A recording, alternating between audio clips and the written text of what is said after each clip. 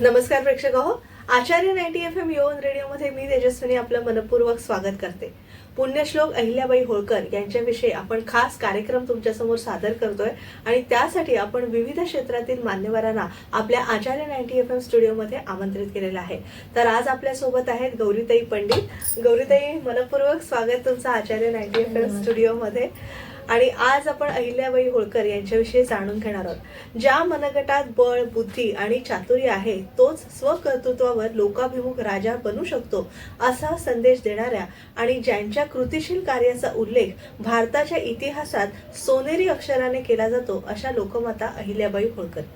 सर्व धर्म समभाव, अस्पृश्यता उच्चाटन, सामाजिक एकात्मता, स्त्री पुरुष समानता, गोरगरिबांना विषयी कळवळा, हुंडा पद्धतीचं उच्चाटन, अनिष्ट चालीरीती, रूढी परंपरांचा विमोड, मूल दत्तक वारसा हक्क, प्रजेविषयी तळमळ अशा कितीतरी समाज सुधारकांचे कृतिशील कार्य करणाऱ्या लोकमाता अहिल्याबाई होळकर यांच्याविषयी आज जाणून घेणार आहोत गौरीताई पंडित यांच्याकडून. गौरीताई ह्या स्वतः लेखिका आहेत, कवयित्री आहेत आणि महानगरपालिकेच्या शाळेमध्ये अध्यक्ष पदावर त्या कार्य करतात.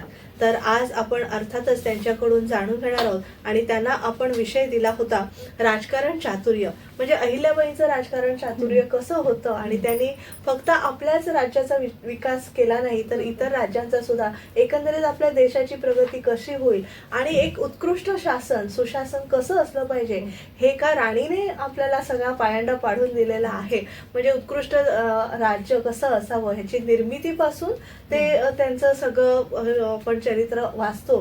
तर सगळा एकही मुद्दा त्यांनी, पाणपोया कशा असाव्यात, कुठलाही मुद्दा त्यांनी सोडला नाहीये. स्त्रियांचे हक्क ते विधवेलाही मिळाले, किती मिळाले पाहिजेत, सगळे आपण आता प्रॉपर्टी राईट्स विषयी बोलतो तर स्त्रियांना ते सुद्धा हक्क त्यांनी मिळवून दिलेले आहेत. पूर्वी स्त्रिया विधवा झाल्या की सती जायच्या, त्या सुद्धा कायदा त्यांनी, म्हणजे स्वतःच्या मुलीला विधवा जाण्यापासून त्यांनी रोखलं, पण ते होऊ शकले नाही. पण तरी सुद्धा त्या सगळ्या ह्या स्थित्यंतरातनं त्यांनी वेळोवेळी मार्ग काढलेले आहेत. म्हणजे त्यांचं राजकारण चातुर्य, म्हणजे आपण नेहमी छत्रपती शिवाजी महाराजांना आदर्श मानतो, त्यांच्या राजकारण चातुर्याविषयी बोलतो, पण राणी अहिल्याबाई होळकर यांचं सुद्धा राजकारण चातुर्य तेवढंच फार मोलाचं होतं आणि त्यांचं योगदानही खूप मोलाचं आहे. आज त्यांच्याविषयी तुमच्याकडून ऐकायला आवडेल. हो. पानिपतच्या जखमी सैनिकांना अहिल्याबाईंनी तन मन धनाने मदत केली. त्याच वेळी त्या आपली सर्व दौलत लोकहितासाठीच वेचणार हे मल्हाररावांपासून होळकरांच्या दरबारात काम करणारे मुत्सद्दी कारभारी गंगोबा तात्या चंद्रचूडांना कळून चुकलं होतं. अहिल्याबाईंनी लोकसेवा करताना आपला हात थोडा आखडता घ्यावा असं गंगोबांना वाटत होतं. पण त्याच वेळी रयतेची सेवा हीच ईश्वर सेवा, दौलतीचा खजिना हा रयतेचा खजिना आहे, सरकारी खजिना संपला तर आमच्या खाजगीतून खर्च करा, असे उत्तर अहिल्याबाईंनी गंगोबांना दिले. मल्हाररावानंतर मालेराव सुभेदार असताना त्यांच्या उर्मट वर्तनाने गंगोबा तात्या चंद्रचूड दुखावले गेले. या गंगोबा चंद्रचूडांचा प्रथम पासूनच माधवराव पेशव्यांपेक्षा राघोबा दादांकडे अधिक ओढा होता. मालेरावांच्या निधनानंतर गंगोबांची नियत पूर्णच फिरली आणि त्यांनी सत्ता आणि संपत्तीचे हाव असणाऱ्या रघुनाथराव उर्फ राघोबा दादा यांच्याशी गुप्तपणे संधान मानले आणि त्यांना पत्र लिहिलं. होळकरांची गादी बेवारस झालीये, आपण इकडे आलात तर होळकरांचे राज्य खालसा करता येईल, आम्ही आपलेच हित जपत आहोत. गंगोबा चंद्रचूडांचे हे पत्र वाचून राघोबा दादास आनंदाच्या उकळ्याच फुटल्या. ते ताबडतोब मोठ्या फौजेसह पुण्याहून इंदूरला येण्यास निघाले. या प्रसंगी अहिल्याबाईंच्या खंबीरतेचा, चातुर्याचा, राजकारण धुरंधरतेचा कस लागला. त्यांचे हेर खाते चांगलेच तयार होते. त्यांना गंगोबा तात्यांच्या या कटाचा बरोबर सुगावा लागला होता. त्यावेळी अहिल्याबाईंनी हे प्रकरण कौशल्याने हाताळले. अहिल्याबाईंनी प्रथम मल्हाररावांचा दासीपुत्र तुकोजीराव होळकर याला होळकरांच्या सुभेदारीवर आता तुमचाच हक्क आहे असं सांगून त्याला फौजेसह इंदूरला बोलावले. त्याचबरोबर होळकरांप्रमाणेच उत्तर हिंदुस्थानात मराठी साम्राज्य निर्माण करणारे ग्वाल्हेरचे महादजी शिंदे, धारचे पवार, बडोद्याचे गायकवाड यांना ही परिस्थितीची पूर्ण कल्पना देऊन आपल्या मदतीला बोलावले. होळकरांची सर्व सेना सुसज्ज केलीच, पण 500 लढाऊ स्त्रियांची स्वतंत्र फौज तयार केली. अशी सर्व जय्यत तयारी करून त्यांनी उज्जैन पर्यंत आलेल्या राघोबा दादास पत्र पाठवले. मी बाई माणूस, त्यातून विधवा, आपल्याशी लढण्यासाठी स्त्रियांची फौज घेऊन तयार आहे. सोबत तुकोबा होळकर आहेत. शिवाय ग्वाल्हेरचे महादजी शिंदे, धारचे पवार, बडोद्याचे गायकवाड हेही मदतीला आहेत. आपल्याला यायचं तर त्वरित यावे, फक्त एक गोष्ट लक्षात असू द्या, लढाईत मी हरले तर माझी कीर्तीच होईल, परंतु आपण हरला तर आपली दिगंत अपकीर्ती होईल. अटकेपार गेलेल्या राघोबा राणीला एका विधवाबाईने हरवले, ऐशा अपकीर्तीचे आपण धनी व्हाल तरी विचार करावा.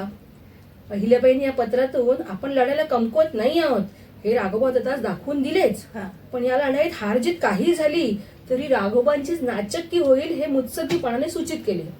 तो मुद्दा राघोबांच्या बरोबर ध्यानी आला. शिवाय आता माघारी फिरलो तर स्त्रियांच्या फौजेस पाहून घाबरून फिरलो असं होईल, म्हणून त्यांनी अहिल्याबाईंना पत्राला उत्तर दिले, आपला गैरसमज झाला, आम्ही आपल्या सांत्वनासाठी येत आहोत.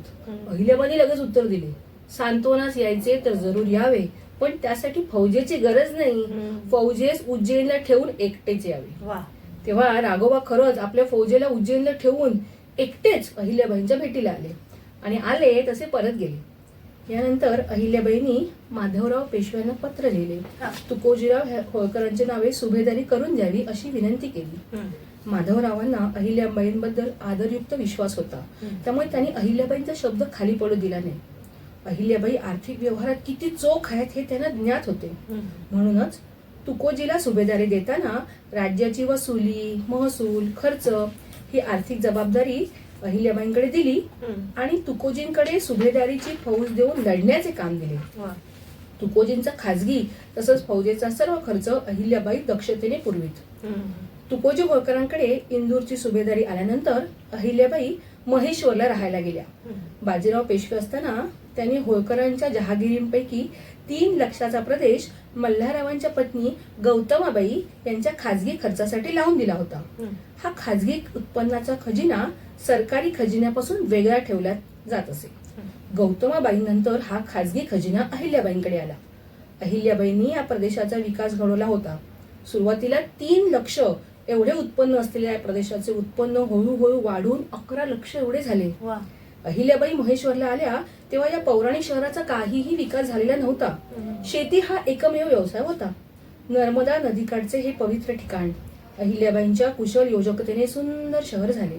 अहिल्याबाईंनी तिथे शस्त्र निर्मितीचा कारखाना काढला, विणकऱ्यांना प्रोत्साहन दिले, त्यांच्या वस्त्र उद्योगाची भरभराट झाली. माहेश्वरी साड्या आजही सुप्रसिद्ध आहेत. महेश्वरी असलेल्या अनेक पुरातन शिवमंदिरांचा तसेच इतरही देवालयांचा अहिल्याबाईंनी जीर्णोद्धार केला.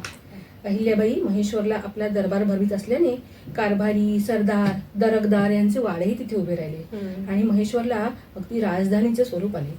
अहिल्याबाईंनी स्वतःची टाकसाळही सुरू केली.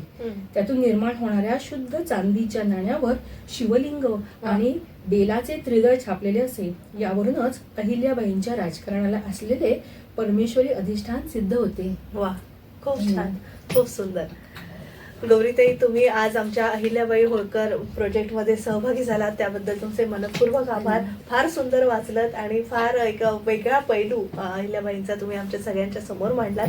प्रेक्षक हो, आज आपण ऐकलं राजकारण चातुर्य अहिल्याबाईंचं कसं होतं याविषयी गौरी पंडित यांच्याकडून. पुढल्या वक्त्यांकडून आपण पुढला पैलू अहिल्याबाईंचा उलगडून घेणारच आहोत. तोवर मी तेजस्विनी आपला निरोप घेते. पुन्हा भेटूया पुढच्या वक्त्यांसह आपल्या अहिल्यादेवी होळकर या प्रोजेक्ट विषयी, तेव्हा जाणून घ्यायला. तोवर मी तेजस्विनी आपला निरोप घेते. धन्यवाद. धन्यवाद. आचार्य